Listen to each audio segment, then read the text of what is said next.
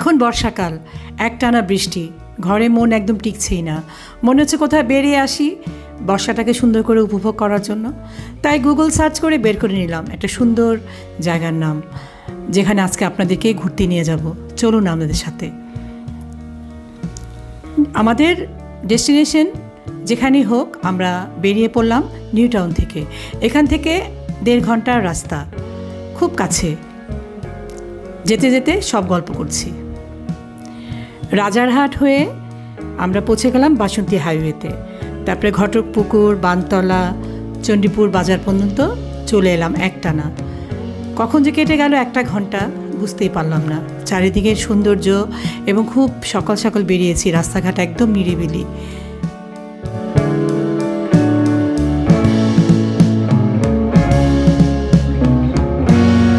বৃষ্টির জন্য গাছগুলো মনে হয় ধুয়ে মুছে একদম চকচক করছে। এখন আমরা চণ্ডীতলা বাজার থেকে একটু এগিয়ে এসে আমরা সোজা যাব না, আমরা ডান দিকে আমাদের গাড়িটাকে ঘুরিয়ে আমরা একটা রাস্তায় বেরিয়ে যাব। সো ওয়েলকাম মাই ফ্রেন্ড, আপনারা দেখছেন আমার চ্যানেল এক্সপ্লোর অফবিট। আমার চ্যানেলটিকে আপনাদের কেমন লাগে এবং আমার সাথে ঘুরতে আপনাদের ভালো লাগে নাকি আমাকে কমেন্ট করে জানাবেন, এবং যদি ভালো লাগে প্লিজ প্লিজ প্লিজ আমাকে সাবস্ক্রাইব করে আমার পাশে থাকবেন। এই রাস্তাটা ধরে আমরা এগিয়ে যাব প্রায় 4 কিলোমিটার। সেখানে রাজেন্দ্রপুর আজকের আমাদের ঠিকানা।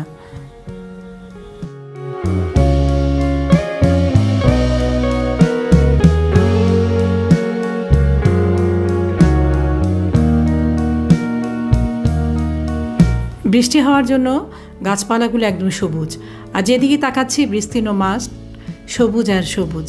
সবুজের হাতছানিতেই তো চলে এসেছে এখানে একটু বুক ভরে অক্সিজেন নেওয়ার জন্য।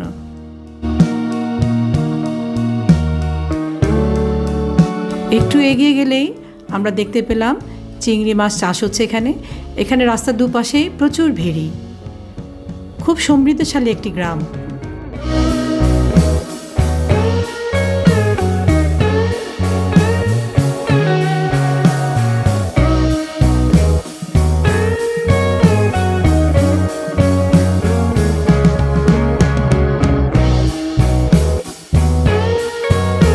চলার পথে এক পাল গরুর সামনে পড়লাম। আমরা তাদেরকে নিঃসন্দেহে এবং নিশ্চিন্তে চলে যাওয়ার জন্য গাড়িটিকে সাইড করলাম। তারা বেরিয়ে পড়ল। তারপরে আমরা আবার এগিয়ে চললাম।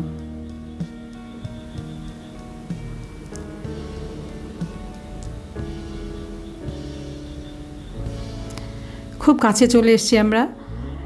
আজকের আমাদের যে রিসোর্টের সন্ধানে এসেছি আমরা, এই রিসোর্টটার নাম সুন্দরগ্রাম।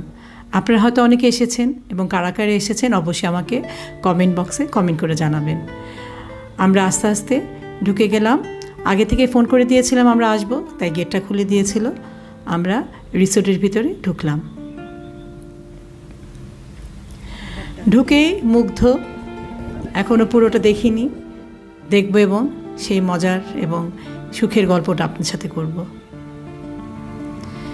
আমরা চলে এলাম রিসেপশনে। সেখান থেকে ফর্মালিটিস সেরে আমরা আস্তে আস্তে সুন্দর রাস্তা ধরে আমরা ভেতর দিকে চলে গেলাম।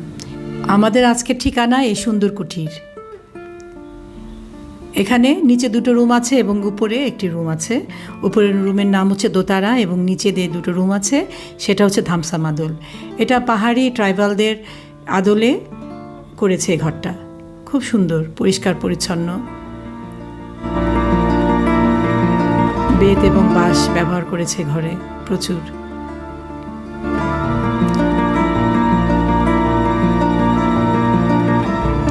মোটামুটি সব ফ্যাসিলিটিস এখানে আছে। বাথরুমে গিজার আছে এবং পরিষ্কার পরিচ্ছন্ন। সুন্দর একটা কুলার মধ্যে আমাদেরকে টাওয়েল, সাবান এগুলো দিয়েছে। আছে একটা ক্যাটেল। আমাদের রুম টুরটি এখন হয়ে গেছে। এখন চলুন আমরা বাকি ঘরগুলো দেখে নিই। ধামসা মাদলের খুব পাশেই এই মাঠ হাউসটা। এর নাম রেখেছে ওরা আকাশ আর বাতাস। প্রত্যেকটা ঘরের ডিজাইন প্রায় একরকম, ফার্নিচারও অনেকটা একরকম।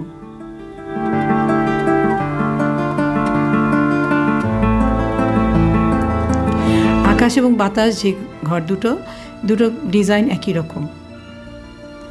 তাই আমরা একটা দেখিয়ে দিলাম।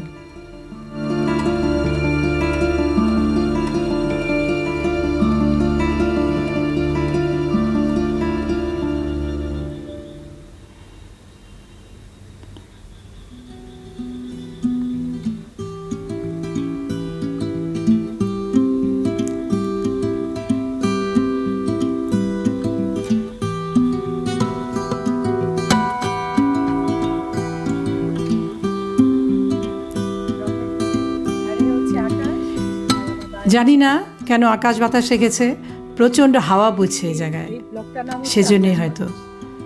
এবং সামনে খুব সুন্দর ফুলের বাগান।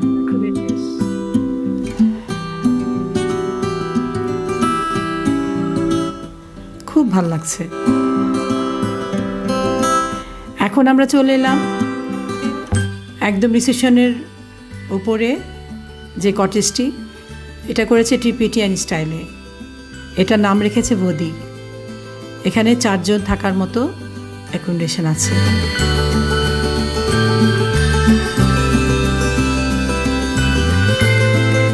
এটাও খুব সুন্দর।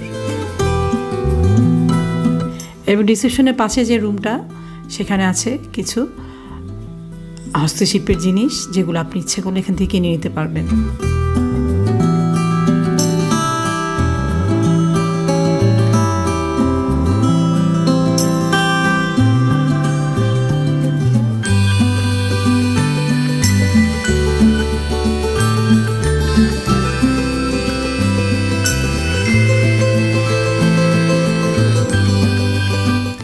আমরা রুম ট্যুর করে বেরিয়ে এলাম।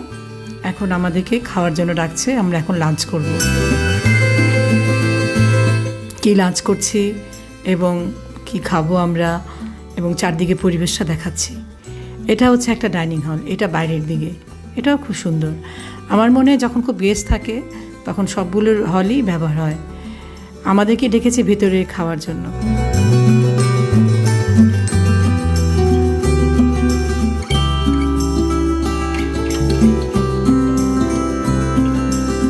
এবং প্রতিটা গাছে ফল ফুল,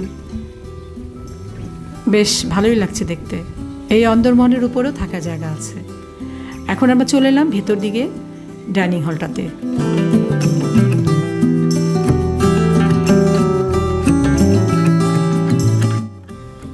ডাইনিং হলের এই উপরে ছাউনিটা খুবই সুন্দর।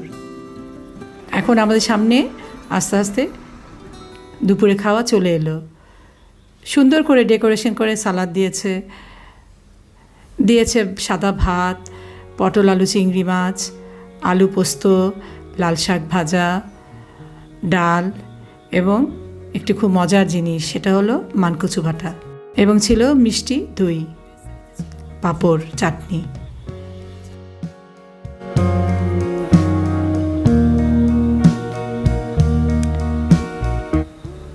এখন আমি খাবার শুরু করলাম মানকচু বাটা দিয়ে। মানকচু বাটাটা সবসময় নাকি ভেজ থালিতে থাকে, আপনারা আসলে পাবেন। খেয়ে দেখি কেমন লাগে। একদম মুখে দিয়ে ভেতর থেকে বেরিয়ে এলো, জাস্ট ওয়াও। আর সরষের তেলের যে একটা গন্ধ মনটাকে একদম ভরিয়ে দিল, অসাধারণ। বাকি খাওয়াগুলো খেয়ে দেখি। প্রতিটা খাবারই বিশ্রামের জন্য রুমে চলে এলাম।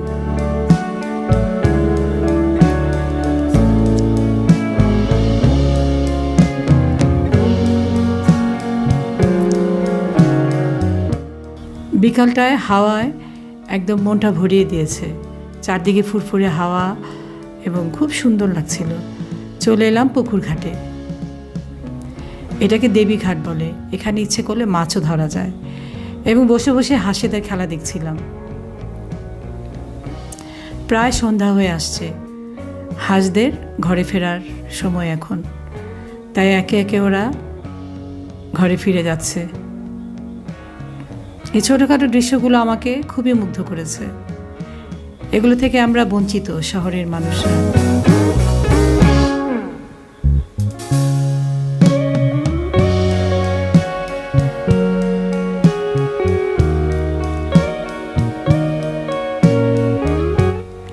একে একে সবগুলো তাদের ঘরে ঢুকে যাচ্ছে।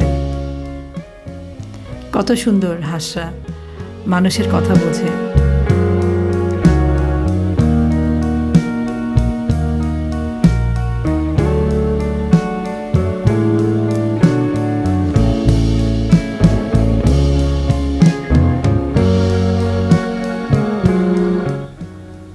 একটা অবাধ্য হাঁস সে ঘরে ঢুকছে না, তাকে ওখান থেকে যে হাঁস লালন পালন করেন উনি চিৎকার দিয়ে কি বলল, সেও আস্তে আস্তে ঘরে ঢুকে গেল।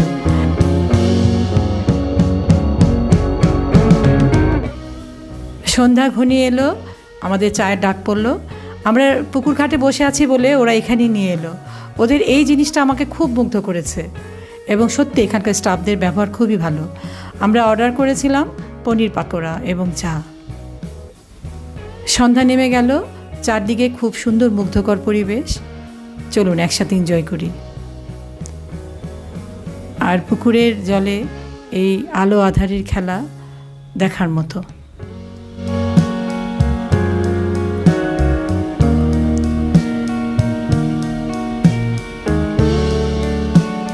খেতে খেতে আমরা বলে দিচ্ছি আমরা যে রুমে ছিলাম।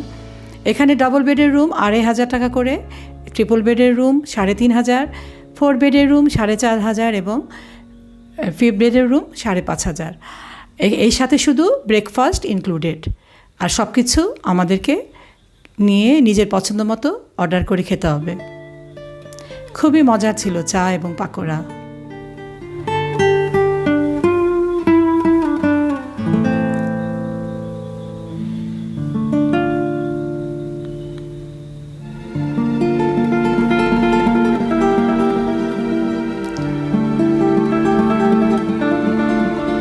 ভাবলাম আমরা রিসোর্টের বাইরেটা একটু ঘুরে আসি।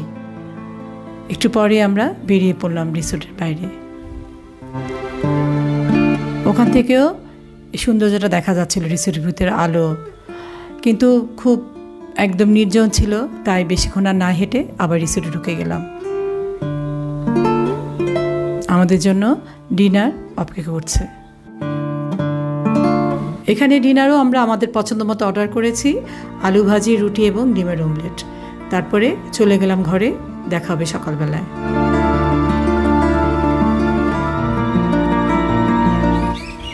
Good morning.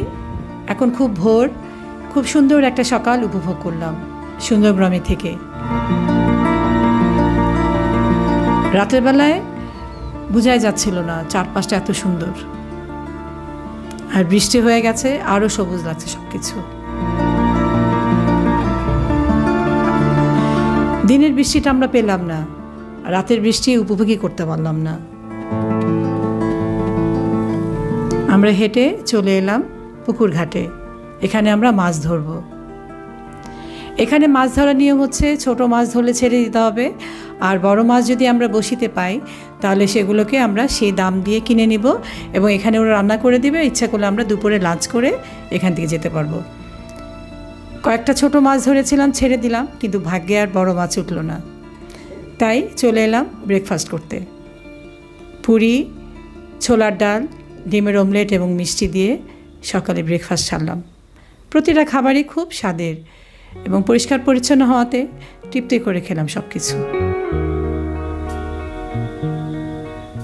যেহেতু আমরা মাছ পাইনি তাই আমরা লাঞ্চ আর করবো না, আমরা একটু পরে রেডি হয়ে বেরিয়ে পড়বো, কারণ এখানে 11টায় মধ্যে আমাদেরকে রুম ছাড়তে হবে।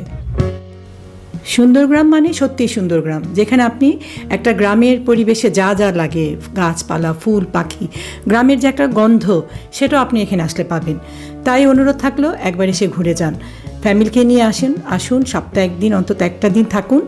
অন্তত শহরের কোলাহল এবং দূষিত অক্সিজেন থেকে আপনারা এখানে এসে কিছুটা হলেও স্বস্তি পাবেন।